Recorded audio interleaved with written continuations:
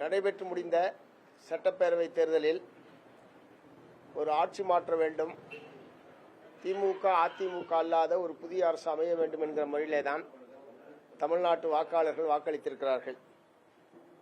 அதனால தான் கட்சி ஆரம்பித்து 2 வருஷ காலத்துக்குள்ள ஏறத்தாழ ஒரு 1.25 கோடி வாக்காளர்கள் தமிழக வெற்றி கழகத்திற்கு வாக்களித்திருக்கிறார்கள். இத்தகைய சூழ்நிலையில்தான் அதிகமான சட்டமன்ற உறுப்பினர்களை பெற்றிருக்கிற கட்சி என்கிற முறையிலே தான் இடதுசாரி கட்சிகள் தாவேக ஆட்சி அமைப்பதற்கு வெளியிலிருந்து ஆதரவு என்கிற முடிவை நாங்கள் மேற்கொண்டோம். அத்தகைய ஆதரவு என்பது தொடர்கிறது. மக்கள் ஒரு ஆட்சி மாற்ற வேண்டும் என்று அளித்திருக்கிற இந்த தீர்ப்பை ஏற்க மறுத்துத்தான் இதுபோன்ற குதிரை பேரம், கழுதை பேரம் போன்றவற்றில் எல்லாம் ஈடுபட்டு கொண்டிருக்கிறார்கள். இந்த ஒரு ஆட்சி அதிகாரத்தில் இருந்து வெளியேற்றப்பட்ட திமுக ஆட்சி அதிகாரத்தில் இல்லாமல் இருப்பதை அவர்களால் ஏற்க முடியவில்லை. ஆகவே எப்படியாவது இந்த ஆட்சியை கவிழ்க்க வேண்டும், தாங்கள் எப்படியாவது மீண்டும் ஆட்சிக்கு வர வேண்டும் என்கிற முறையில் தான் இத்தகைய முயற்சிகள் நடைபெற்றிருப்பதாக தெரிகிறது. ஏனால் சில நாட்களுக்கு முன்பாக முன்னாள் முதல்வர் மதிப்பிற்குரிய மு.க. ஸ்டாலின் அவர்கள் அடுத்து விரைவாக தேர்தல் வரும், விரைவாக ஆட்சி மாற்றம் வரும் என்று சொல்லி அவர் பேசியதனுடைய பின்னணி என்ன என்பது இப்போதுதான் தெரிகிறது. அதற்கான ஒரு தீவிரமான முயற்சியில் அவர்கள் இருக்கிறார்கள் என்பதனுடைய வெளிப்பாடுதான் இந்த சட்டமன்ற உறுப்பினரை கோடிக்கணக்கில் விலை பேசி இருக்கிற செய்தி இன்றைக்கு வந்திருப்பதும், முறையான வழக்கு பதிவு செய்து அத்தகைய முயற்சியில் ஈடுபட்ட நபர்கள் எல்லாம் இன்றைக்கு கைது செய்யப்பட்டிருக்கிறார்கள். சட்டமன்ற உறுப்பினர்கள் தானாக விரும்பி ஒரு கட்சியில் சேருவது, இன்னொரு கட்சியில் மாறுவது என்பதெல்லாம் தமிழ்நாட்டில் சகஜமான விஷயம். இடதுசாரிகளை தவிர மற்ற கட்சிகள் ஒரு ஆளுங்கட்சியினுடைய மாறுகிற போது ஒரு கட்சியிலிருந்து இன்னொரு கட்சிக்கு போவது என்பதெல்லாம் நிறைய நடைபெற்றிருக்கிறது தமிழ்நாட்டில். அந்த முறையில் விரும்பி கட்சி மாறுவது, விரும்பி கட்சியில் சேருவது என்பது வேறு. அதனால் இது போன்ற கோடிக்கணக்கான ரூபாய்க்கு விலை பேசி ஒருவரை வாங்குவது என்பதெல்லாம் நிச்சயமாக ஏற்றுக்கொள்ள முடியாத ஒரு விஷயம். ஆகவே அதில் யார் சம்பந்தப்பட்டிருந்தாலும் அவர்கள் மீது முறையாக வழக்கு பதிவு செய்து சட்டப்படியான தண்டனையை பெற்றுத் தருவதற்குரிய நடவடிக்கையை தமிழ்நாடு அரசாங்கம் மேற்கொள்ள வேண்டும் என்பதை நான் மார்க்சிஸ்ட் கம்யூனிஸ்ட் கட்சியின் சார்பில் வற்புறுத்த விரும்புகிறேன்.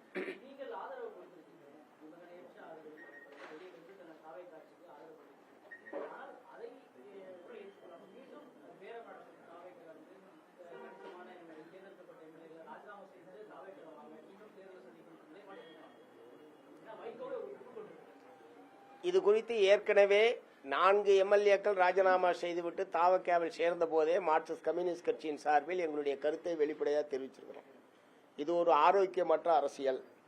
இது போன்ற நடவடிக்கைகளை ஊக்குவிக்க கூடாது என்பதை பகிரங்கமாக வெளிப்படுத்தியது மட்டுமல்ல, தாவேக தலைமையிடமும் அத்தகைய கருத்துக்களை நாங்கள் ஏற்கனவே தெரிவித்திருக்கிறோம். அப்போது எங்களிடம் அவர்கள் சொன்ன விளக்கம் என்பது, அவர்கள் தானாக முன்வந்து ராஜினாமா செய்துவிட்டு வருகிறார்கள், அவர்கள் தானாக முன்வந்து ராஜினாமா செய்வதை நாங்கள் எப்படி அதை தடுக்க முடியும் என்கிற முறையில் அவர்கள் தரப்பிலிருந்து விளக்கம் சொல்லப்பட்டது.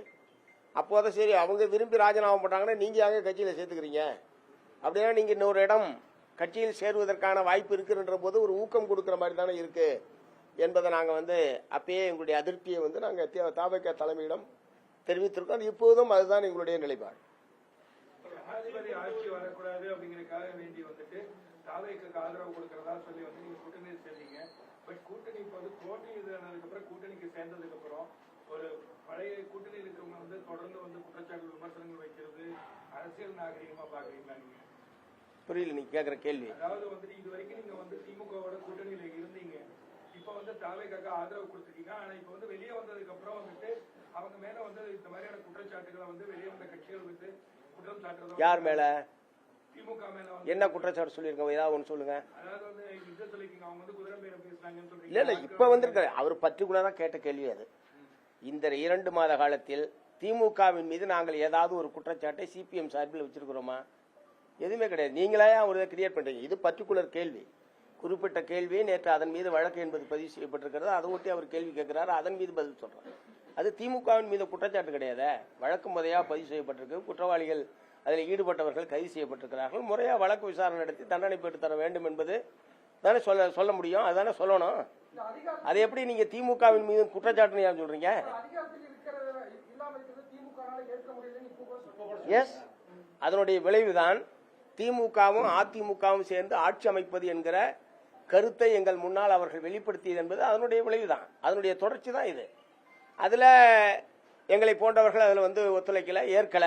எங்களை போன்றவர்கள் அந்த கருத்தை ஏற்கவில்லை. நாங்கள் ஏற்காதது மட்டுமல்ல, திமுக அதிமுகவில் இருக்கக்கூடிய பலரும் அந்த யோசனையை ஏற்கவில்லை. நாங்களும் அதை ஏற்கல. இருந்தாலும் நாங்களும் அதை ஏற்கவில்லை. இருப்பினும் இன்னமும் அவர்கள் அந்த முயற்சி தோல்வி அந்த எங்களோடு, அதாவது ஏற்கனவே இருந்த தோழமை கட்சிகளிடம் இந்த கருத்து ஏற்கப்படவில்லை என்கிற நிலையில் வேறு வழிகளை அவர்கள் முயற்சிக்கிறார்கள் என்பதுதான். சொல்லுங்க சார், நீங்க ஏதோ கேட்டீங்க. மாற்றத்தை விரும்பல அப்படின்னு நீங்க கூட்டணி இருக்கும்போது மாற்றத்தை விரும்பித்தான் இருந்தீங்களா? கூட்டணியில திமுக கூட்டணியில இருந்தீங்க, அப்ப இவங்க மாற்றத்தை இவங்க விரும்பலன்னா நீங்களும் அதை விரும்பல தானே? தேர்தல் முடிவை பத்தி தான் சார் சொல்றேன். என்ன கேள்வியே பிரியம் சார், தேர்தல் முடிவு என்ன, அதை ஒட்டி தான் அந்த கருத்து சொல்றோம். நாங்க விரும்பி தானே அந்த திமுக அணியில இருந்தோம், தொகுதி உடன்பாடு செய்து கொண்டோம், சீரியஸா அதுக்கான அந்த வெற்றிக்கான பணிகளை நாங்கள் எங்களை முழுமையாக ஈடுபடுத்தி கொண்டோம். வெற்றி மாறி போச்சு. இந்த அணி வெற்றி பெறல, அதிமுக வெற்றி பெறல, அதிகமான இடங்களை பெற்ற கட்சியாக தாவேகா வந்தது, அவ்வளவுதான். தேர்தலில் ஏற்பட்ட மாற்றம் அது. இந்த மாற்றம் ஆரோக்கியமான மாற்றமா கருதுறீங்களா நீங்க? அதனால அதான சொல்றேன், ஆட்சி மாற்றம் வேண்டும் என்பது தமிழ்நாட்டு மக்களுடைய விருப்பம். அதாங்க, அதனாலதான் நாங்க ஆதரிக்கிறோம். பாஜக அதிமுக கூட்டணியில வெற்றி பெற்று வந்து அதிமுக சட்டமன்ற உறுப்பினர்கள் ஆதரிக்கிறாங்க, நீங்களும் ஆதரிக்கிறீங்க. அதிமுக சட்டமன்ற உறுப்பினர்கள் ஆதரிக்கலாம். அவங்க ராஜினாமா பண்ணிட்டு வந்து அந்த கட்சியில இருந்திருக்காங்க சார். நாங்க அந்த முடிவை எடுக்கிற போது அந்த மாதிரி பிரச்சனை எல்லாம் கிடையாது. கேளுங்க, அவையில் கேளுங்க, அதிமுக கட்சிக்குள் இருக்கக்கூடிய உட்கட்சி பூசல் காரணமாக அவர்கள் அந்த மாதிரி நம்பிக்கை கோரும் தீர்மானத்தன்று அந்த மாதிரியான ஒரு நடவடிக்கையில் ஆதரவு என்கிறதை வெளிப்படுத்தினார்கள். அதற்கு பிறகு திரும்ப அவங்க ஒன்னா சேர்ந்துட்டாங்க. இப்ப 2 நாளா திரும்ப பிரிகிறாங்கன்னு வருது. அது அதிமுகவுடைய உட்கட்சி பூசல்லேருந்து ஏற்பட்டதை தவிர இந்த ஆட்சியை ஆதரிக்க வேண்டும் என்கிற முறையில் அவங்க ஆதரிச்சதில்லை. நாங்க முடிவெடுத்தது என்னைக்கு? மே மாசம் 8ஆம் தேதி. இப்ப நம்ம என்னைக்கு பேசிட்டு இருக்கோம்? அதுக்கடையில இந்த 50 நாட்கள்ல எத்தனையோ மாறுதல்கள் ஒவ்வொரு கட்சியிலும் ஏற்பட்டு கொண்டிருக்கு. எங்களை பொறுத்தவரை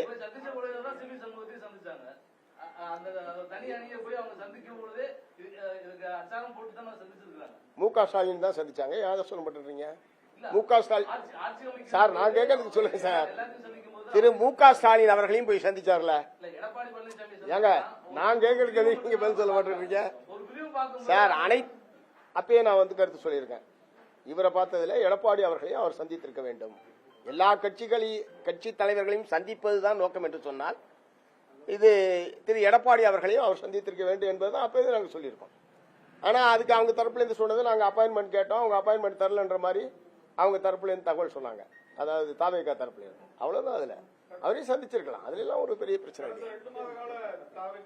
செயல்பாடுகள் எப்படி இருக்கு, அமைச்சருடைய செயல்பாடுகள் எப்படி இருக்கு? ஏன்னா போதைப் பொருள் பயன்படுத்தினதா ஒரு குற்றச்சாட்டு அமைச்சர் மேல ஒண்ணு வச்சிருந்தாங்க. அதுக்கு அவரும் அமைச்சரும் விளக்கம் கொடுத்திருந்தாரு. எப்படி பாக்குறீங்க சார்? இல்ல, அரசுடைய நடவடிக்கை என்பது வேற, அமைச்சருடைய தனிப்பட்ட செயல்பாடு சொந்தமா கேட்கறதுனா வேற. நீங்க எதை கேக்குறீங்க? அமைச்சர் இல்ல, அரசுடைய செயல்பாட்டை பொறுத்த வரைக்கும் தேர்தலில் கொடுத்த ஒரு சில வாக்குறுதிகளை நிறைவேற்றுவது என்கிற முறையில் சில அறிவிப்புகளை வெளியிட்டு அது நடைமுறைக்கு வந்திருக்கிறது. சிங்கப்பெண் படை, அதே மாதிரி விவசாய கடன் தள்ளுபடி, இப்படி சில அறிவிப்புகள் ஏற்கனவே அவர்கள் கொடுத்த வாக்குறுதியை நிறைவேற்றுவது என்கிற முறையில் நடைமுறைப்படுத்தியிருக்கிறார்கள்.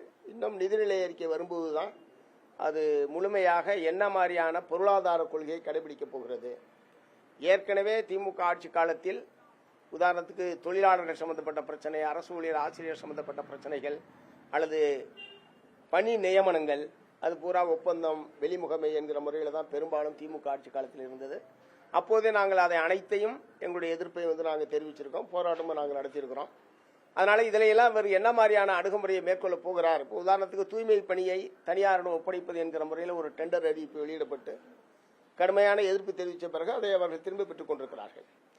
அதனால நிதிநிலை அறிக்கை வருகிற வரைக்கும் கொஞ்சம் காத்திருக்கலாம். நிதிநிலை அறிக்கையில என்ன பாதையில் இந்த அரசு செல்ல போகிறது என்பதற்கு ஓரளவுக்கு வெளிச்சம் கிடைப்பதற்கான வாய்ப்பு என்பது நிதிநிலை அறிக்கையிலே தெரிவதற்கான வாய்ப்பு என்பது இருக்கிறது.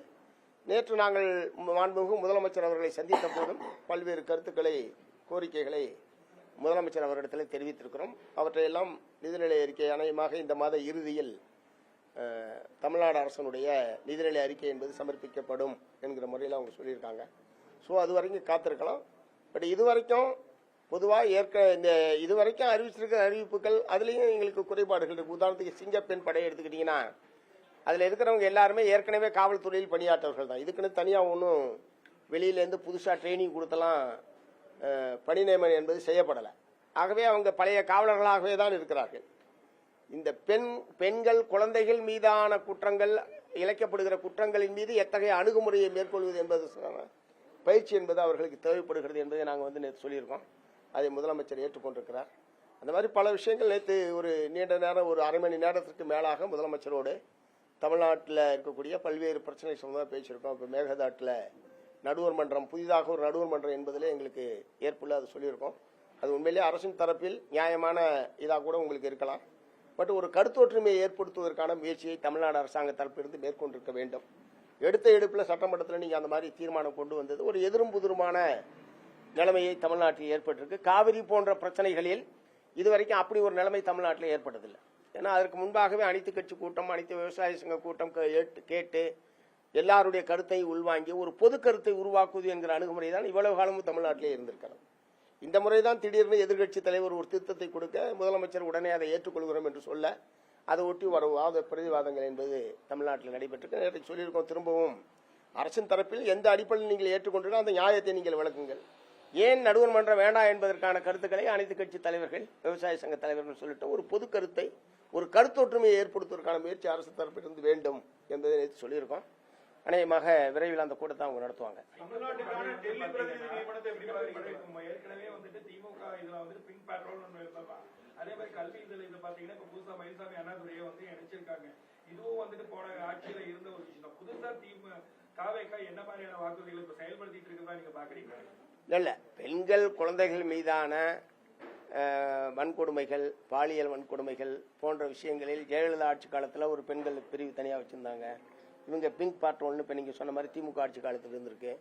இவங்க சிங்கப்பெண் படையின்னு இவங்க அறிவிச்சிருக்காங்க. பட் எல்லா காலத்திலும் இந்த குற்றங்கள் என்பது முற்றிலும் ஒழிக்கப்படவில்லை என்பதுதான் யதார்த்தமான உண்மை. நம்முடைய பெண்கள் குழந்தைகள் கடுமையான பாதிப்புக்கு உள்ளாகிறார்கள். ஆகவே பெயர் என்னவாக இருந்தாலும், புதிய புதிய படைகள் அமைக்கப்பட்டாலும் இதுக்கு ஒரு நிரந்தரமான முற்றுப்புள்ளி வைக்கக்கூடிய வகையில் அது செயல்பட வேண்டும். அதில் ஒரு போதாமை இருக்கிறது என்பதை நேற்றைக்கு முதலமைச்சரிடம் சொல்லியிருக்கிறோம். அதை அவர் அதுக்குரிய முறையில் நடவடிக்கை எடுப்பதாக அவர்கள் தெரிவித்திருக்கிறார். என்னங்க, மாற்று மாநிலத்தை சேர்ந்தவர் ஒரு விமர்சனத்தை வைக்கிறாங்க. தமிழ்நாடு அரசுடைய டெல்லி பிரதிநிதி, அதாவது முதல்ல ஊடகத்தில் பூரா அவர் கர்நாடகக்காரர்னு வந்தது. அப்புறம் அமைச்சர் நிர்மல்குமார் அவர் ஆந்திராக்காரர்னு சொல்லி சொன்னார். ஆனால் ஒரிஜினலாக முகவரி அவங்க கொடுத்துருக்கிறது என்பது கோட்டூர் புறத்தை கொடுத்துருக்காங்க. ஸோ டெல்லி பிரதிநிதியை பொறுத்த வரைக்கும் அவங்க முதலமைச்சர் சார்பில் அவர் டெல்லியில் அவர் பிரதிநிதித்துவப்படுத்துகிறார் என்பதுதான். அதனால் அவருக்கு நம்பிக்கையான ஒரு நபர் என்கிற முறையில் அவரை தேர்வு செய்திருக்கிறார். மற்றபடி அது முதலமைச்சருடைய தனிப்பட்ட அதிகாரம் தான்.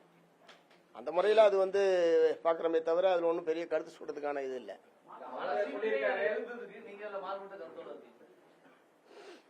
ரைட், அந்த கட்சி தனிச்சையா சுயேட்சையா ஒரு கருத்து சொல்றதுக்கு ரைட் இருக்கு தானே. முதல்ல அப்படிதான் வந்தது. இப்ப அதுல போய் பாத்தீங்கன்னா கோட்டூர்புரம் அட்ரஸ் தான் இருக்கு. அதான் நான் சொன்னேன், முதலமைச்சருடைய தனிப்பட்ட அதிகாரத்துக்கு உட்பட்டது. அவருக்கு நம்பிக்கையான ஒரு நபரை டெல்லியிலே இருக்க வேண்டும் என்று அவர் கருதி அவரை நியமனம் செய்திருக்கிறார். அதுல ஒன்றும் பெரிய விவாதத்துக்குரிய விஷயம் அல்ல. இல்ல இல்ல, அவருடைய தகுதியை பற்றி எனக்கு தெரியாதுங்க. அவரு ஒரு சினிமா தயாரிப்பாளர் என்கிற முறையில தான் வெளியில அவருக்கு தெரியும். மற்றபடி அதற்கு மேற்கொண்டு அவர் என்னன்றது அவங்க தான் சொல்லணும். தமிழகத்தின் பல்வேறு நலன் சார்ந்த விஷயங்கள்ல ஆரம்ப கட்டத்திலிருந்தே போராட்டம் ஈடுபட்டு வரக்கூடிய ஒரு கட்சி, ஒரு கர்நாடகாவை சார்ந்தவராகட்டும், ஆந்திராவை சார்ந்தவராகட்டும், வெளிமாநில பிரதிநிதி தமிழகத்திற்கான பிரதிநிதியா டெல்லியில இருக்கும்போது தமிழகத்தின் பிரச்சனைகள் தீர்க்கப்படும் நீங்க நம்புறீங்களா? அவர் மூலமா எந்த பிரச்சனையும் தீர்க்கப்பட போறது இல்ல. அவர் மூலமா எந்த பிரச்சனையும் அங்க முன்வைக்க போறதும் இல்ல. இவ்வளவு நாள் இருந்த ஏற்கனவே இருந்த டெல்லி பிரதிநிதிகள் எப்படி இருந்தாங்கன்னு உங்களுக்கே தெரியும். கோயம்புத்தூரை சார்ந்தவர் இருந்திருக்காரு, ஏற்கனவே தோழர் AKS விஜயன் திமுக ஆட்சி காலத்தில் இருந்திருக்காரு, SKT ஜக்கைன் இருந்திருக்காரு, நரசிம்மர் இருந்திருக்காரு. அவங்கெல்லாம் என்ன பிரச்சனை தீர்த்தாங்க, எதில் தலையிட்டாங்க? ஸோ இது ஒரு என்ன சொல்றது, இது ஒரு இடைக்காலத்தில் தான். ஒரு காலங்காலமாக இந்த டெல்லி பிரதிநிதின்னு தனியாக ஒரு நபரை போடுறது என்பது காலங்காலமாக இருந்தது கிடையாது. ஏற்கனவே IAS ஆஃபீஸர்ஸ் தான் இருந்திருக்காங்க. ஏதோ ஒரு இடைப்பட்ட காலத்தில் கட்சியில் இருக்கிற ஒருவருக்கு ஒரு பொறுப்பு தர வேண்டும் என்கிற முறையில் திரு MGR காலத்திலேயோ ஜெயலலிதா அவர் அம்மையார் காலத்திலேயோ தான் அது கொண்டு வந்தாங்கன்னு நினைக்கிறேன். கரெக்டாக எனக்கு வருஷம் தெரியல. இடைக்காலத்தில் ஏற்பட்ட ஏற்பாடு. ஸோ அதனால் இவங்க தான் எல்லாத்தையும் டெல்லியோட இருக்கிற சகல பிரச்சனைகளையும் தீர்க்கக்கூடிய ஒரு பொறுப்பில் இவங்க தான் இருக்காங்க என்ற மாதிரியான ஒரு அதிகாரத்தையெல்லாம் நாமளாக வழங்க வேண்டிய அவசியம் இல்லை. அப்படி யாரும் நடந்துக்கிட்டதும் கிடையாது. தமிழ்நாடு அரசு முதலமைச்சர் தான், அது மத்திய அரசாங்கத்தோடு இருக்கிற எதுவாக இருந்தாலும் இவர்களை மீறி இன்னொரு நபர் அங்கே எல்லாத்திலையும் தலையிடுவார், முடிவெடுப்பார் என்கிற நிலைமையெல்லாம் கிடையாது. இதுக்கு முன்னாடி அப்படி அனுபவமும் கிடையாது, இருந்தவங்களும் அப்படி செஞ்சது கிடையாது.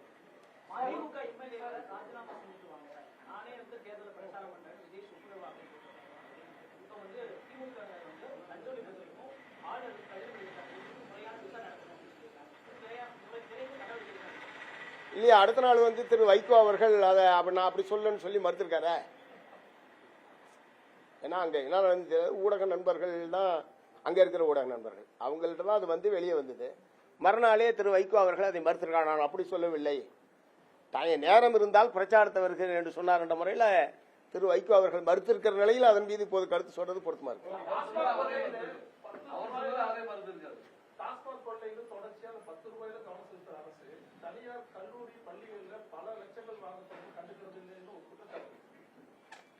இல்ல, கல்வி கட்டணங்கள் சம்பந்தமாக வெளிப்படையாக அரசு தீர்மானித்திருக்கிற கட்டணங்கள் ஒவ்வொரு பள்ளி வாசலிலேயும் வெளிப்படையாக வைக்க வேண்டும் என்கிற உத்தரவை இந்த அரசு தான் போட்டு. இல்ல அது நான் நடத்த சொல்லுவோம். ஒருவேளை அரசு நிர்ணயித்த கட்டணத்தை மீறி பள்ளிகளில் வசூலிக்கப்படுகிறது என்று சொன்னால் அதன் மீது தமிழ்நாடு அரசாங்கம் நடவடிக்கை எடுக்க வேண்டும் என்பதை நான் சொல்றேன். பட் வெளிப்படையாக அது வைக்க வேண்டும் என்பதை எதிர்த்து தனியார் பள்ளி நிர்வாகங்கள் உயர்நீதிமன்றத்துக்கு சென்றிருக்கிறார்கள். இந்த அரசுடைய இந்த அறிவிப்பை எதிர்த்து அரசு ஒரு கட்டணத்தை தீர்மானித்ததற்கு பிறகு அதற்கு விரோதமாக அதுக்கு எதிராக கூடுதலாக வசூலிப்பது என்பது தவறானது.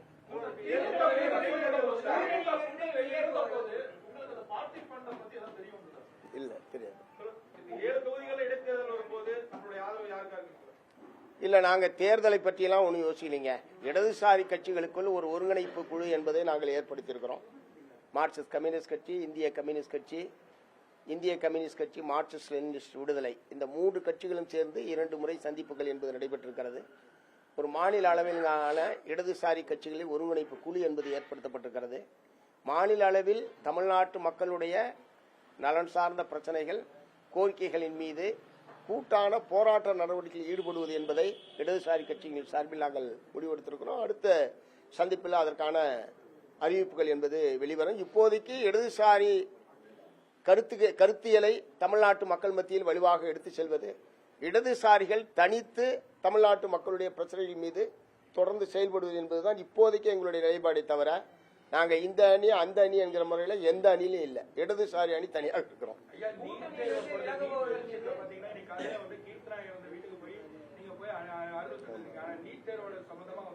தமிழக அரசு இது எந்த ஒரு அறிக்கை முழுமையாக எதிர்விடல. உங்களோட நிலைப்பாடு என்ன? இதுக்கு நீங்க அரசுக்கு என்ன வலியுறுத்த போறீங்க? இல்ல, தமிழ்நாட்டுக்கு நீட் தேர்விலிருந்து விதிவிலக்கு அளிக்க வேண்டும் என்பது தமிழ்நாட்டில் இருக்கக்கூடிய அனைத்து கட்சிகளுடைய கோரிக்கை. இதுல வேற யாரும் மாறுபட்டு எந்த விதமான நிலைப்பாடு மேற்கொள்ளவில்லை. இதை தொடர்ந்து நாங்கள் வற்புறுத்திட்டு இருக்கிறோம். தொடர்ந்து பல்வேறு கூட்டு போராட்டங்கள் என்பது நடைபெற்றிருக்கிறது. இப்போதும் அதுதான் நாங்கள் வற்புறுத்தணும். எல்லாருமே அதுதான் வற்புறுத்த விரும்புகிறோம். தமிழ்நாட்டிற்கு நீட் தேர்விலிருந்து விதிவிலக்கு அளிக்க வேண்டும் என்பதுதான் தாவேக்காவும் அதுதான் சொல்லியிருக்காங்க. முதலமைச்சர் அதான் சொல்லியிருக்காரு. இந்த மரணங்கள்லாம் ஏற்பட்ட போது முதலமைச்சர் அதுதான் திரும்ப வற்புறுத்தியிருக்கிறாரு. எல்லோருமே அதை வற்புறுத்துறோம். நம்முடைய குழந்தைகள் இந்த மாதிரி அநியாயமான முறையில் இந்த மாதிரி தற்கொலை செய்து கொள்வது, மரணமடைவது என்பது மிகப்பெரிய துயரம். அந்த குடும்பத்தை முகத்தை போய் எங்களால் பார்க்க முடியல. அவங்களுடைய தாயார் கடுமையாக மனநிலை பாதிக்கப்பட்டு மிக கொடுமையான அவஸ்தையில் இருக்கிறார். இன்னைக்கு காலையில் போய் அவங்களை பார்த்துட்டு வந்தோம். கீர்த்தனாவனுடைய மரணத்தை ஒட்டி அதுக்கப்புறம் அடுத்தடுத்து 4 மாணவர்கள் அடுத்தடுத்து தற்கொலை செய்து கொண்டது என்பது தமிழ்நாட்டை மிகப்பெரிய அதிர்ச்சிக்கு உள்ளாக்கிய ஒரு விஷயம். ஆகவே நீட் தேர்வுக்கு முற்றிலும் முற்றுப்புள்ளி வைக்க வேண்டும் என்பதுதான் எல்லோருடைய விருப்பமும். அது தொடர்ந்து நம்ம வற்புறுத்தோம். பிரச்சனை என்னன்னா கான்கரண்ட் லிஸ்ட்டில் கல்வி இருந்தாலும் மத்திய அரசாங்கம் தன்னுடைய அதிகாரத்தை பயன்படுத்தி இந்த மாதிரியான அத்துமீறிய நடவடிக்கையில் அவங்க தொடர்ந்து ஈடுபட்டுக்கிட்டு இருக்கிறாங்க.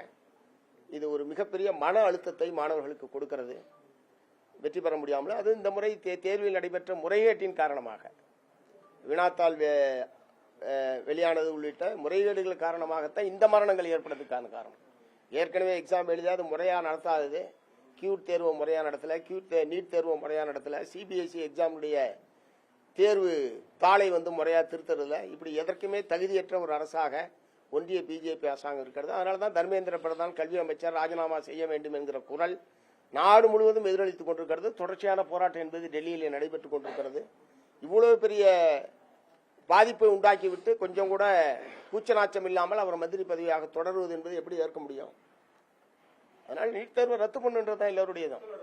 7.5% உள்ளொதுக்கீடா தமிழ்நாட்டில் இடைக்கால நிவாரணமா இருந்துகிட்டு இருக்கு. அது 10% வரைக்கும் உயர்த்தலாம் அப்படிங்கிற அது மாநில அரசுக்கே வாய்ப்பு இருக்கும்போது அதை சிபிஎம் வலியுறுத்தும். இல்ல அதுக்கான சட்டப்படியான வாய்ப்பு இருக்குன்னா அதை வற்புறுத்துவோம்.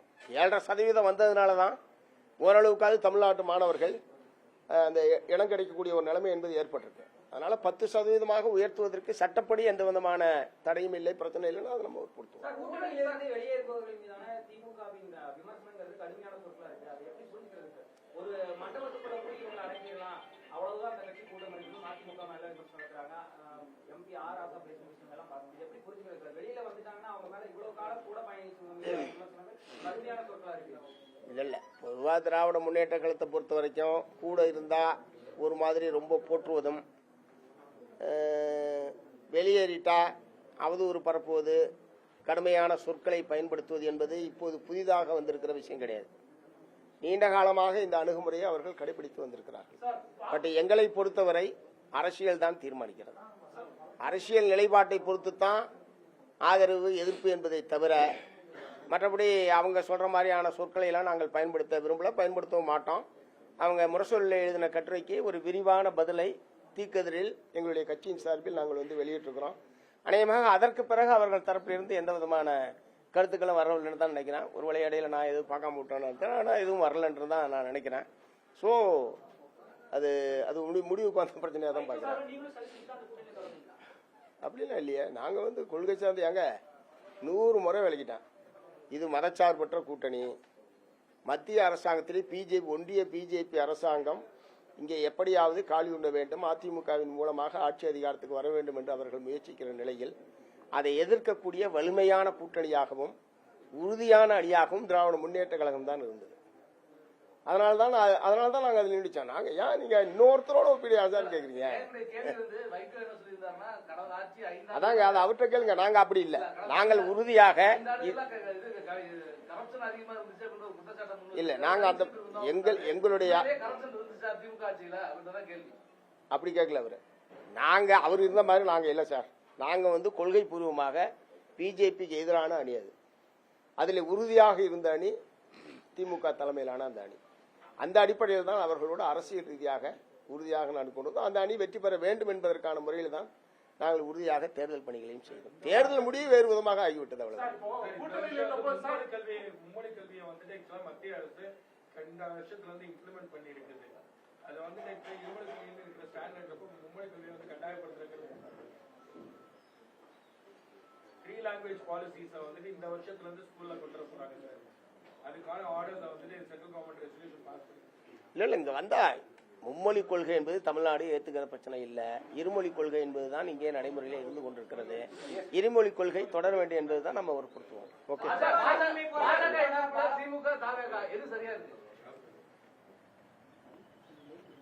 திரு விஜய் அவர்கள் எங்களிடம் ஆதரவு கேட்டபோது அல்லது அவர்கள் எழுத்துப்பூர்வமாக எங்களிடம் ஆதரவு கேட்டு கடிதம் கொடுத்த போதும் என்னுடைய ஆட்சி ஒரு மதச்சார்பற்ற அரசாக இருக்கும் என்கிற உறுதிமொழியை எங்களிடம் கொடுத்திருக்கிறார். மதச்சார்பற்ற அரசாக அது செயல்படும் என்கிற அடிப்படையில் தான் நாங்களும் ஆதரவை கொடுத்திருக்கிறோம். அந்த இது தொடர்ற வரைக்கும் எங்க ஆதரவுலையும் பிரச்சனை இருக்காது. திமுக கூட்டணியில் இருந்த போது பார்ட்டி ஃபண்ட் பத்தி தெரியாதுன்னு சொல்லிட்டீங்க. ஆனா இப்ப சிஎம்டிஏ கல்வி டாஸ்மாக் எல்லாத்துலயும் பார்ட்டி ஃபண்ட் இருக்குன்னு தாவேகா அரசு ப்ரூவ் பண்ணிட்டு இருக்காங்க. இப்ப கூட்டணியில் இருந்தது இப்ப அதிர்ச்சி அளிக்குதா, வருத்தம் அடைகிறீங்களா? எதுவுமே நான் ஆகல, எதுவுமே ஆகல சார். அது ஒரு ஆளுங்கட்சி எதிர்கட்சி மாறி மாறி ஆட்சிக்கு வருகிற போது, கடந்த காலத்தில் இந்த அதிமுக இல்லாம திமுக வந்த போது இந்த மாதிரியான குற்றச்சாட்டுகள், எதிர் குற்றச்சாட்டுகள் இப்படிலாம் நிறைய வந்திருக்கு. பட் எல்லாமே நிரூபிக்கப்படணும்.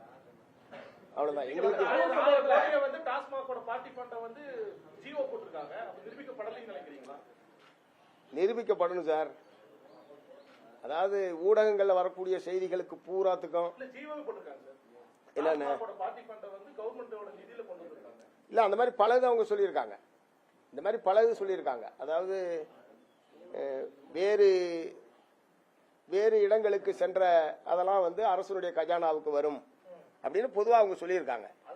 இது வந்தா கொண்டு வரலாமா சார்? அப்படி கொண்டு வரலாமா? டாஸ்மாக்ல வரக்கூடிய பார்ட்டி ஃபண்டை அரசுக்கு திருப்பி விட்டுருக்குன்னு சொல்றாரு. அது சரியா, முறையாது? இல்ல இல்ல, ஏன் பார்ட்டிக்க போகணுன்றீங்களா? இல்ல இல்ல, நான் பார்ட்டி இல்ல நீங்க சொல்லுங்க. பார்ட்டிக்கு போயிட்டு இல்ல இல்ல சார், நேர்மையான ஆட்சி நடைபெற வேண்டும் என்பதுதான் மக்களுடைய விருப்பம். எந்த ஆட்சியாக இருந்தாலும். அப்படி ஏதாவது தவறுகள் நடந்திருந்தால் அவங்க முறையா விசாரணை நடத்தி நடவடிக்கை தான் எடுக்கணும்.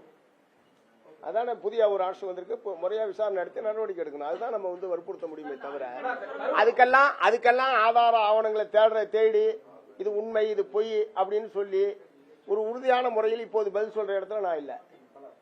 பார்ட்டி ஃபண்ட் கொடுத்தவங்க மேலே நடவடிக்கை எடுத்திருக்கணும், வாங்கினவங்க மேலே நடவடிக்கை எடுத்திருக்கணும். அதை விட்டுட்டு அந்த பார்ட்டி ஃபண்டை வந்து அரசு கஜானாக்கு கொண்டு வர்றது அப்படின்றது லஞ்சத்தை நேரடியா அரசுக்கு கொண்டு வர்றதுதான் கணக்கு.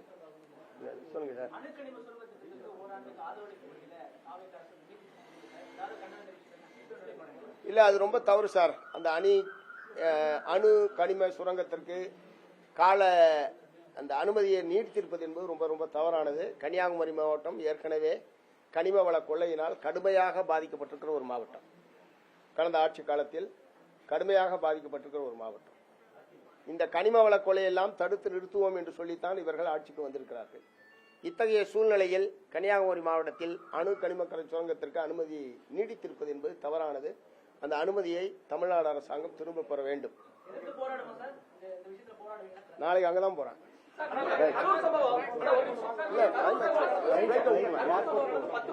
முதலமைச்சர் வந்து கரூருக்கு அதிமுக